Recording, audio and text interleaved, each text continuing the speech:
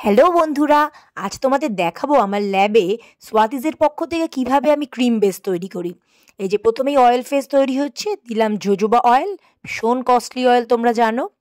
আর এবার almond oil, এগুলো সব অয়েল ফেসের নির্দিষ্ট মাপে নিতে হয়, মাপটা খুব ইম্পর্ট্যান্ট, দেখতেই পাচ্ছ।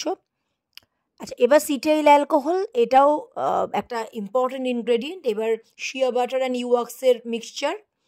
এবার glycerin, non comedogenic glycerin for all skin types, এটা স্পেশাল কসমেটিক গ্রেড হয়। এবার দিতে হয় ডিএম ওয়াটার বা ডিআয়োনাইজড ওয়াটার, যেটাকে ডিস্টিল ওয়াটারও বলা হয়।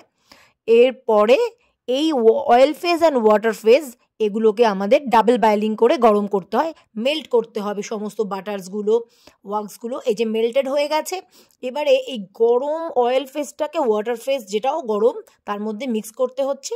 সঙ্গে সঙ্গে দেখতে পাচ্ছি কালার চেঞ্জ হয়ে গিয়ে কেমন ঘন দুধের মতো হয়ে গেল। ক্রিম বেসের পথে আমরা অর্ধেকটা এগিয়েছি। এবারে হাত দিয়ে কিছুক্ষণ একটু নাড়াতে হবে। এবারে কিন্তু মেশিনের কাজ, ব্লেন্ডিং হচ্ছে। আর তারপরেই তৈরি আমার ক্রিম বেস।